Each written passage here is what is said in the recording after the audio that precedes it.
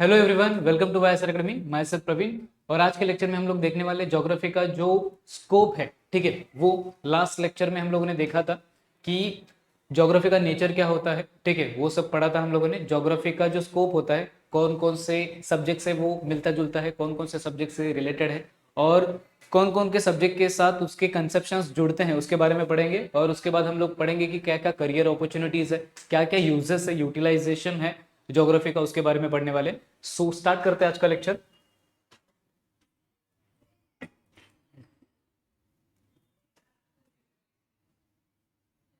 Okay, सो scope के बारे में पढ़ने वाले हैं, जिसमें सबसे पहली चीज एक डबड़ा दिया है आपको, ठीक है, जिसमें बताया है कि ज्योग्राफी के जो कंसेप्शंस है वो कौन कौन से सब्जेक्ट के साथ मिलते जुलते हैं, ठीक है। जैसे एक साइड में आपको कंसेप्ट दिए हैं और दूसरे साइड में कौन कौन से दूसरे सब्जेक्ट्स में वो कंसेप्ट पढ़ाए जाते हैं उसके बारे में बताया है, ठीक है। सो सबसे पहला, calculations involve in projections, shapes of projections. Projections के बारे में एक तो ज्योग्राफी में पढ़ा जाता है, बिकॉज आपको मैप्स वगैरह बनाना रहता है, और बाकी का जो अर्थ का स्टडी है, अर्थ का डायग्रामेटिकली स्टडी करना पड़ता है, अर्थ का 3D स्ट्रक्चर में स्टडी करना पड़ता है, जिसकी वजह से प्रोजेक्शंस नाम का कंसेप्ट एक इंपॉर्टेंट कंसेप्ट बन जाता है, ठीक है। सो उसमें जिस सब्जेक्ट के साथ ये मिलता जुलता है वो that is cartography. Cartography, okay. उसके बाद नेक्स्ट है means of livelihood, agriculture, industry, trade. Agriculture, industry, trade, इन सब का ये जो सारी एक्टिविटीज है वो इकोनॉमिक एक्टिविटीज है। सो इसका स्टडी इकोनॉमिक्स, सॉरी, सो इसका स्टडी इकोनॉमिक्स में होता है। Then next, cost of production, ठीक है। Cost of production, GDP, incomes, resources, scarcity, इन सब के बारे में स्टडी किस में होता है? ये भी जीडीपी वगैरह, इनकम वगैरह, ये सब का स्टडी भी इकोनॉमिक्स नाम के सब्जेक्ट में होता है, ठीक है। बिकॉज इकोनॉमिक्स एक ऐसा सब्जेक्ट है जो जीडीपी के बारे में, इनकम के बारे में, एक्सपेंडिचर के बारे में, रिसोर्सेज के बारे में, इन सब चीजों के बारे में स्टडी करता है, ठीक है। सो इसका आंसर हो जाएगा इकोनॉमिक्स। उसके बाद सोशल रिलेशंस एंड इनइक्वालिटीज। इसका मतलब क्या?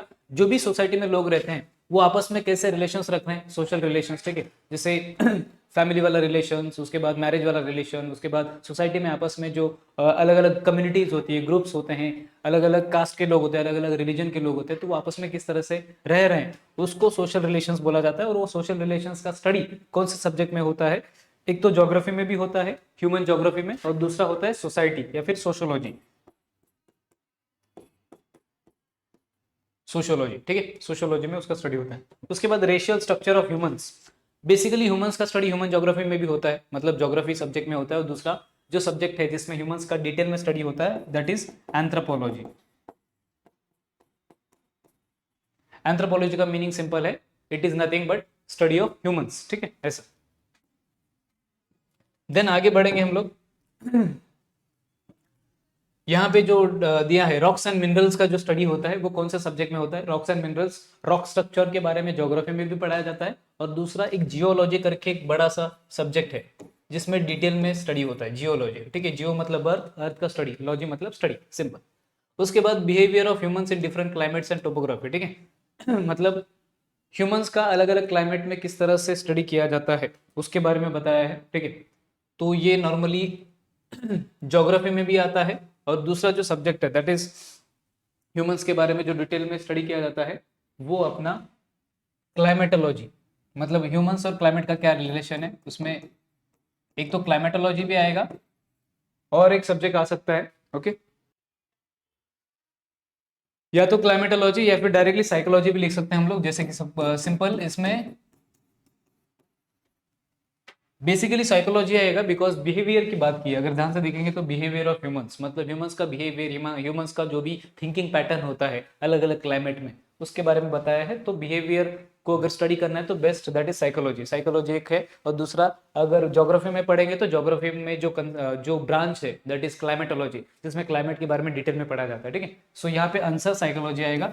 और ज्योग्राफी की बात करेंगे तो ज्योग्राफी में क्लाइमेटोलॉजी में इसका स्टडी किया जाता है, क्लाइमेट के बारे में डिटेल में, ठीक है। देन नेक्स्ट है electoral divisions, voting patterns, types of government, ठीक है। इसका मतलब क्या होता है इलेक्टोरल डिविजन्स? इलेक्टोरल डिविजन्स मतलब जैसे सपोज करो कोई इलेक्शन होने वाला है, प्राइम मिनिस्टर का या फिर चीफ मिनिस्टर का वगैरह, तो पूरे स्टेट को, अगर चीफ मिनिस्टर का इलेक्शन हो रहा है तो पूरे स्टेट को अलग अलग कॉन्स्टिट्यूएंसीज में, मतलब अलग अलग एरियाज में डिवाइड किया जाता है। तो उसको इलेक्टोरल डिविजन्स बोलते हैं। अगर प्राइम मिनिस्टर का इलेक्शन होने वाला है, फिर एमएलए एमपीज का इलेक्शन होने वाला है, तो पूरे कंट्री को डिवाइड किया जाता है अलग अलग एरियाज में, कॉन्स्टिट्यूएंसीज बोलते हैं उसको शुद्ध इंग्लिश में।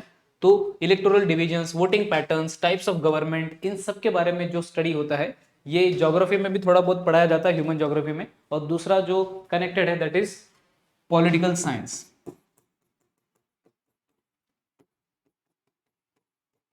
ठीक है ऐसा, तो दो सब्जेक्ट में कनेक्टेड है। उसके बाद बायोम्स, फूड चेन, फॉरेस्ट, इनका जो स्टडी होता है बायोम्स, फूड चेन वगैरह ये सब बायोलॉजी में होता है। और दूसरा थोड़ा बहुत बायोजियो केमिकल साइकिल्स वगैरह ज्योग्राफी में भी पढ़ाया जाता है। ठीक है, सो बायोलॉजी के साथ ये मिलता जुलता है।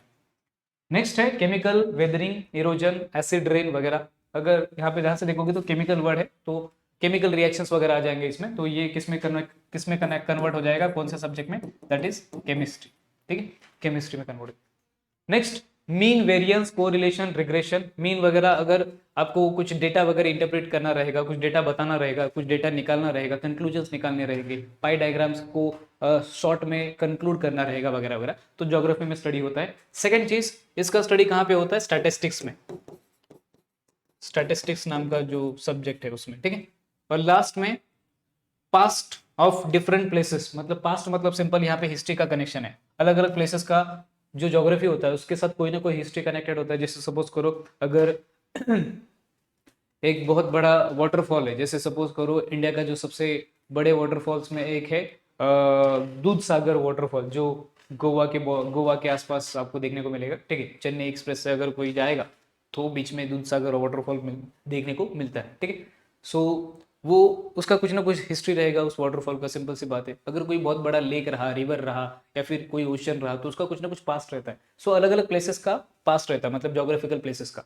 तो फिर दोनों का कनेक्शन है कहीं ना कहीं। तो पास्ट की बात हो रही है तो ये पास्ट के बारे में थोड़ा बहुत ज्योग्राफी में भी बताया जाएगा और थोड़ा बहुत हिस्ट्री में भी बताया जाएगा। So it is connected with history.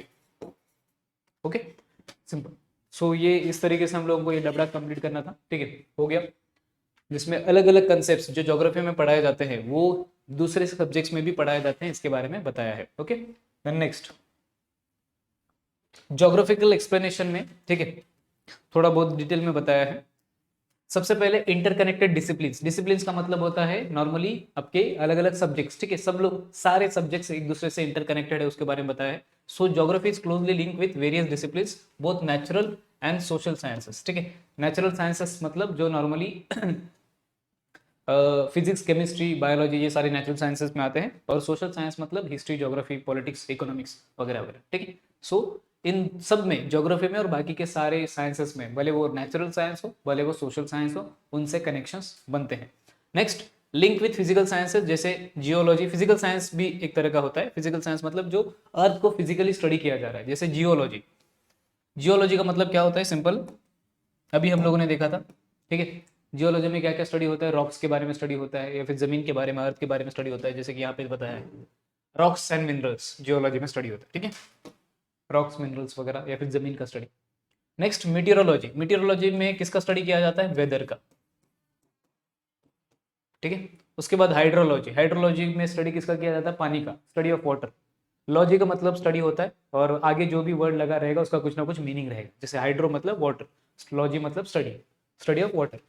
Next, pedology वगैरह वगैरह। ठीक है, बहुत सारे दिए हैं वैसे। उसके बाद फिजिकल ज्योग्राफी में जियोमॉर्फोलॉजी। जियोमॉर्फोलॉजी मतलब सिंपल जो अर्थ के जियोमॉर्फिकल क्या बोलते हैं उसको, लैंडफॉर्म्स है। जैसे सपोज करो प्लेट्यू है, माउंटेन्स है वगैरह वगैरह, उनके बारे में स्टडी किया जाता है। क्लाइमेटोलॉजी, क्लाइमेट के बारे में स्टडी होता है। ओशनोग्राफी, ओशियंस का स्टडी होता है वगैरह वगैरह। और ज्योग्राफी ऑफ सॉइल्स, ये भी एक सेपरेट ब्रांच है ज्योग्राफी का। सॉइल्स के बारे में डिटेल में स्टडी होता है। रॉक्स के बारे में, रॉक्स के स्टडी को पेट्रोलॉजी बोलते हैं वगैरह वगैरह। तो ये सारे अलग अलग जो फिजिकल साइंसेस में सब्जेक्ट्स आते हैं उनका कहीं ना कहीं ज्योग्राफी के साथ डायरेक्ट कनेक्शन है। ओके, आई होप आपको इतना क्लियर रहेगा। देन नेक्स्ट है रोल ऑफ मैथमेटिक्स। ठीक है, रोल ऑफ मैथमेटिक्स में नॉर्मली मैथमेटिक्स एक क्रूशियल रोल प्ले करता है इन कार्टोग्राफिक टेक्निक्स। कार्टोग्राफिक टेक्निक्स मतलब सिंपल मैप से रिलेटेड। अभी सिंपल सी बात है सेंटीमीटर के हिसाब से मतलब डिस्टेंस वगैरह देखा जाता है, डायरेक्शंस देखे जाते हैं, उसके बाद एंगल्स देखे जाते हैं मैप बनाते समय, वो सब इंपॉर्टेंट है। मतलब मैथ्स का कहीं ना कहीं कनेक्शन है। ठीक है, मैप ड्राइंग वगैरह के लिए। उसके बाद स्टैटिस्टिकल टेक्निक्स भी यूज होते हैं डेटा एनालिसिस में। मतलब सपोज करो अगर आपको कोई कहीं का पॉपुलेशन रेट निकालना हो, कहीं का पॉपुलेशन हिस्ट्री निकालना हो, कहीं का अगर सेक्स रेशियो निकालना हो, तो ग्राफ्स के हिसाब से वो ग्राफ में जो भी डेटा रहता है उसको बनाने के लिए स्टैटिस्टिक्स, ग्राफ्स बनाने के लिए स्टैटिस्टिक्स का यूज करना पड़ेगा।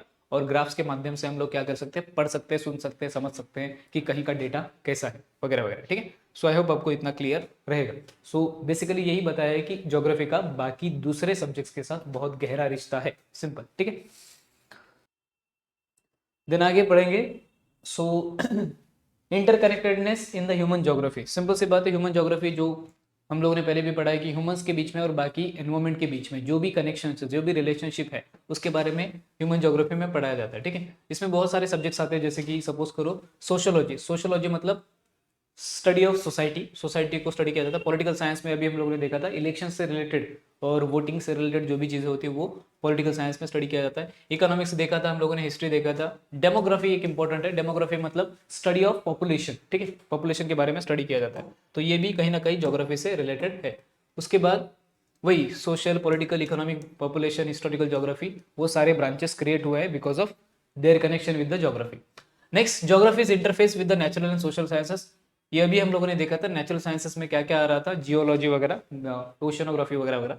सोशल साइंसेस में हिस्ट्री, ज्योग्राफी, पॉलिटिक्स, इकोनॉमिक्स वगैरह वगैरह। ठीक, नेक्स्ट है डिस्टिंक्ट स्कोप इन सब डिसिप्लिन्स, मतलब जो ज्योग्राफी के अलग अलग जो ब्रांचेस है उसमें भी बहुत ज्यादा स्कोप है स्टडी करने का या फिर आगे बढ़ने का, उसमें करियर अपॉर्चुनिटीज वगैरह, जैसे कि फिजिकल ज्योग्राफी हो गया, ओशन ज्योग्राफी हो गया, सॉइल का स्टडी हो गया वगैरह वगैरह। ठीक है, बहुत सारे लोग रॉक साइंटिस्ट बनते हैं, बहुत सारे लोग सॉइल्स के एक्सपर्ट बनते हैं ताकि वो एग्रीकल्चर में कंट्रीब्यूट कर सके। ऐसा इंटीग्रेशन एंड इंटरडिसिप्लिनरिटी, इसका मतलब क्या होता है, ज्योग्राफी दूसरे सब्जेक्ट्स के साथ इंटीग्रेट करता है और इंटरडिसिप्लिनरी है, मतलब ज्योग्राफी के कुछ कंसेप्ट बाकी के सब्जेक्ट के साथ मिलते जुलते हैं और बाकी के सब्जेक्ट के कुछ कंसेप्ट ज्योग्राफी के साथ मिलते जुलते हैं, जो कि हम लोगों ने स्टार्टिंग के डबड़े में डिटेल में देखा। ठीक है, इस डबड़े में स्कोप में। ओके,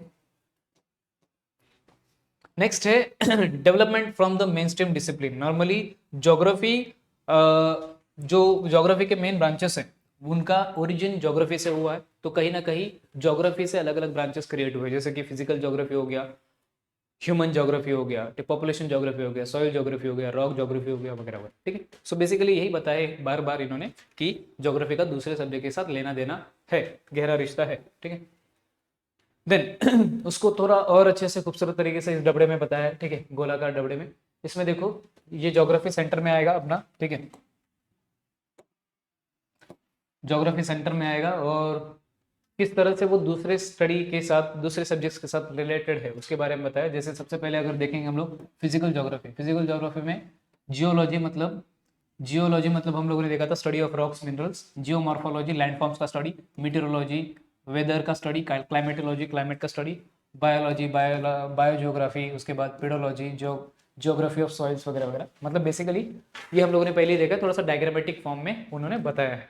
नेक्स्ट ह्यूमन ज्योग्राफी की बात करेंगे तो ह्यूमन ज्योग्राफी में हिस्टोरिकल ज्योग्राफी होता है, हिस्ट्री से कनेक्टेड है, पॉलिटिकल ज्योग्राफी पॉलिटिकल साइंस से कनेक्टेड है, इकोनॉमिक ज्योग्राफी बिहेवियरल ज्योग्राफी जो साइकोलॉजी से कनेक्टेड है, सोशल ज्योग्राफी जो सोसाइटी से कनेक्टेड है, पॉपुलेशन ज्योग्राफी जो डेमोग्राफी से कनेक्टेड है। मैंने बताया था डेमोग्राफी का मतलब होता है स्टडी ऑफ पॉपुलेशन। ओके, उसके बाद ज्योग्राफिक टेक्निक्स, जैसे एक कंप्यूटर साइंस से भी कनेक्टेड है, ज्योग्राफिक इंफॉर्मेशन सिस्टम मतलब GIS जिसको बोलते हैं। ठीक है, इसका यूज होता है GPS ग्लोबल पोजिशनिंग सिस्टम, जिससे हम लोग गूगल मैप्स वगैरह यूज कर सकते हैं, उसका भी कनेक्शन है। Geology, cartography, statistics, quantification methods in geography मतलब स्टैटिस्टिक्स का यूज करके क्वांटिफिकेशन वगैरह, डेटा एनालिसिस वगैरह किया जा सकता है, ग्राफ्स बनाया जा सकता है वगैरह वगैरह। लास्ट में इंजीनियरिंग का भी स्कोप है, यहाँ पे रिमोट सेंसिंग वगैरह कर सकते हैं with the help of engineering के अलग अलग कंसेप्ट का यूज करके हम लोग जो भी रिमोट सेंसिंग है, रिमोट सेंसिंग का मतलब नॉर्मली प्लेसेस को लोकेट करने का काम कर सकते हैं, ऐसा। ठीक है, सो सारे सब्जेक्ट्स कनेक्टेड हैं, वही उन्होंने बताया है। नेक्स्ट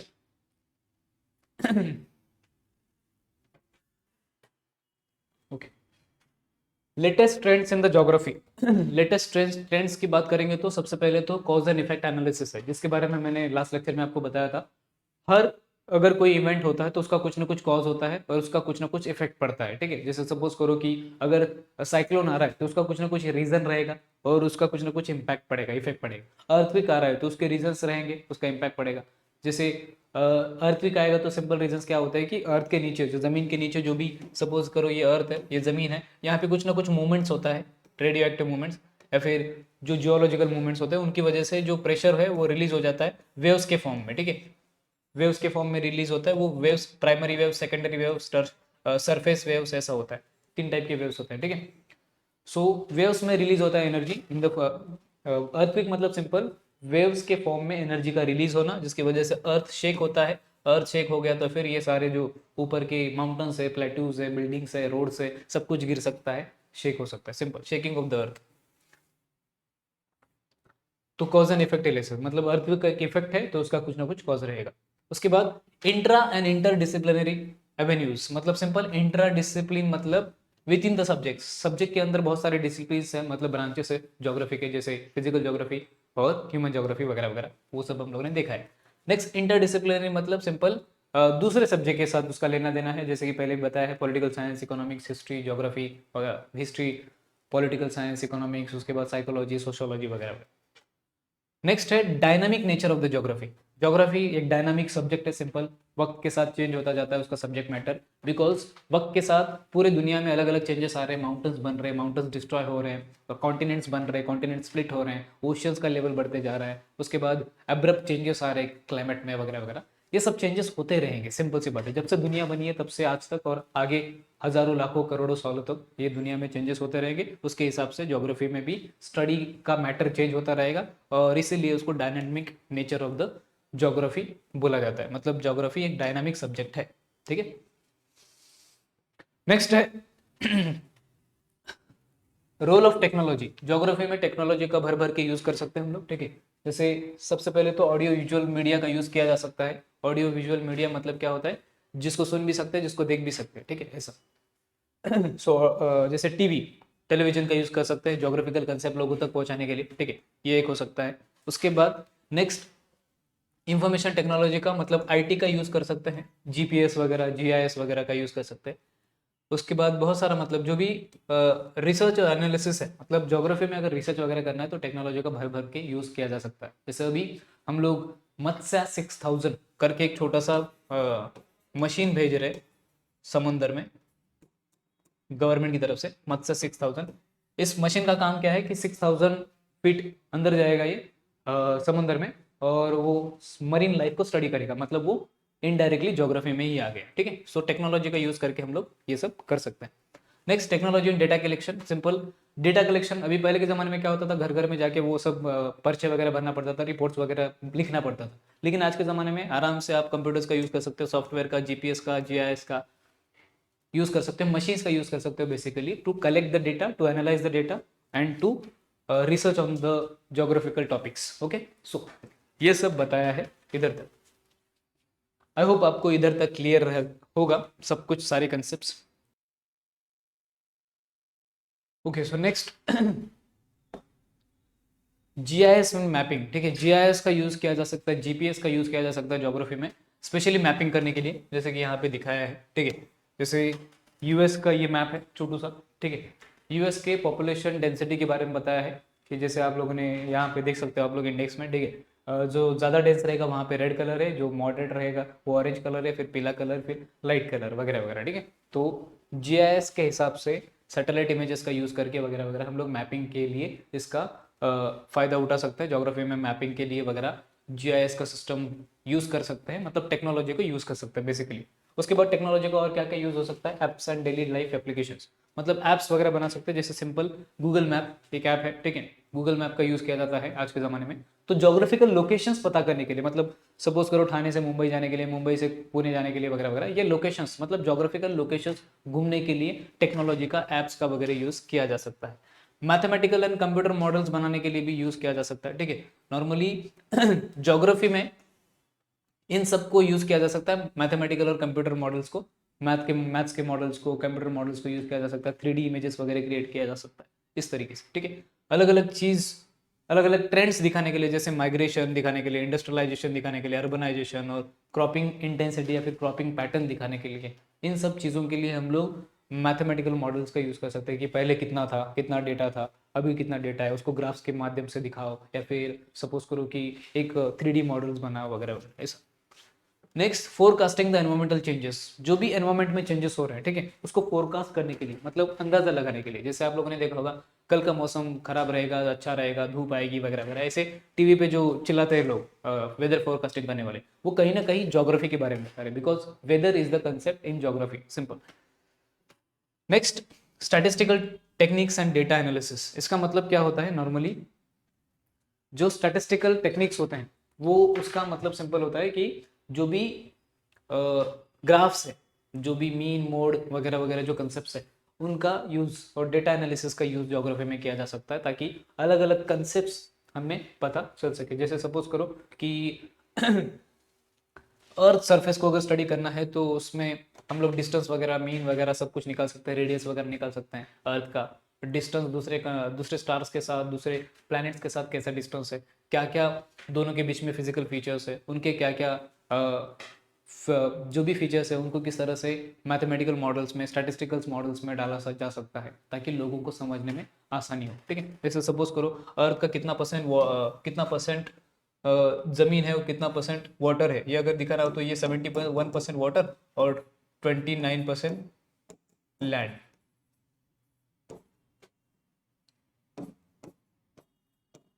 ठीक है। इस तरीके से एक पाई डायग्राम बना के हम लोग दिखा सकते हैं, तो समझने में ज्यादा आसानी होती है, ऐसा, ठीक